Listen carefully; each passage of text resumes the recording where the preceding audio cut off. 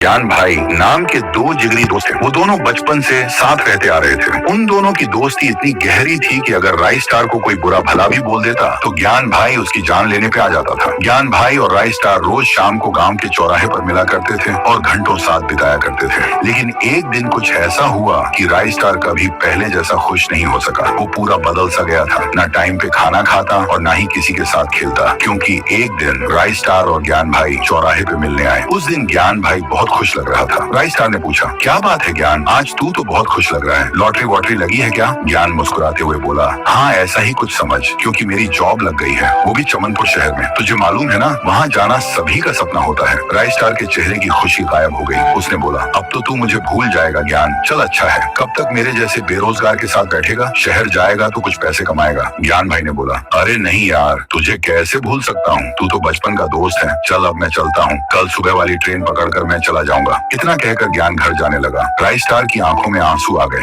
वो अपने सबसे अच्छे दोस्त को अपने से दूर जाते हुए देख रहा था। ज्ञान भाई शहर चला गया। कुछ दिन बीत गए। राइस स्टार और ज्ञान भाई शुरू में बहुत बातें करते थे, लेकिन जैसे जैसे समय बीतता गया वैसे वैसे बातें कम होने लगी। कभी कभी तो महीने में एक बार भी ज्ञान का कॉल नहीं आता था। राइस स्टार को अब ऐसा लगने लगा था कि शायद वो अब अमीर बन चुका है और मेरे से बात करने के लिए ज्ञान के पास टाइम नहीं है। लेकिन राइस स्टार को सच्चाई मालूम नहीं थी। राइस स्टार अब भी रोज चौराहे पर ज्ञान भाई का इंतजार करता था कि शायद वो लौट कर आ जाए, लेकिन ज्ञान नहीं आया। सुबह के 7 बज रहे थे। राइस स्टार अभी तक सोया था। तभी राइस स्टार के फोन में एक कॉल आया। राइस स्टार की नींद खुल गई। वो आंख मलते हुए उठा और फोन चेक किया। अचानक उसके दिल की धड़कन तेज हो गई, क्योंकि ज्ञान का कॉल आया था। राइस स्टार जल्दी से कॉल उठाकर बोलता है, कैसा है मेरे भाई, 1 साल बाद तेरा कॉल आया है। सामने से बस छोटा सा जवाब आता है, तू जल्दी से चौराहे पर आ जा, मैं वहीं तेरा इंतजार कर रहा हूँ। राइस स्टार का दिल जोर से धड़कने लगता है। राइस स्टार बिना मुंह धोए दौड़ते दौड़ते गांव के चौराहे पर पहुंचा।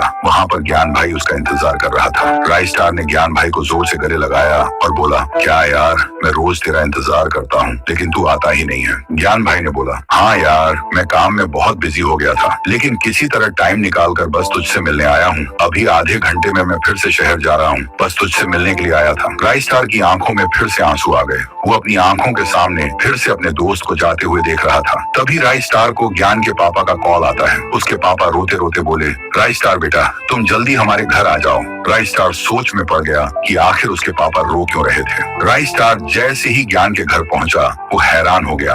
उसके घर के बाहर बहुत भीड़ लगी हुई थी। राइस स्टार दौड़ के अंदर गया। तभी उसकी रूह कांप गई। उसके सामने ज्ञान की लाश पड़ी हुई थी। राइस स्टार रोते रोते उसके पापा से बोला, ऐसा कैसे हो सकता है अंकल, ज्ञान अभी तो मुझसे मिलने आया था और उसने बोला था कि वो अब फिर से शहर कमाने जा रहा है। ज्ञान के पापा ने बोला, क्या बोल रहे हो बेटा, कल सुबह ही ज्ञान का एक्सीडेंट हो गया था और रात होते होते अस्पताल में उसकी मौत हो गई थी। अभी अभी उसकी लाश गांव में पहुंची है। इतना सुनते ही राइस स्टार पूरी बात समझ गया था। कुछ देर पहले जिससे वो मिला था वो ज्ञान था ही नहीं, वो बस ज्ञान की दोस्ती थी, जो मरने के बाद भी राइस स्टार से मिलने आई थी। उस दिन के बाद राइस स्टार उदास रहने लगा और आज तक ठीक ना हो सका। आज भी वो उसी चौराहे पर बैठा करता है, लेकिन अब वो किसी का इंतजार नहीं करता है। अब वो किसी की याद में रोता है। उसे इतना तो समझ में आ गया था कि कुछ लोग चले तो जाते हैं, लेकिन उनकी यादें हमेशा उसके साथ रह जाती हैं, जो उसे बहुत तड़पाती हैं।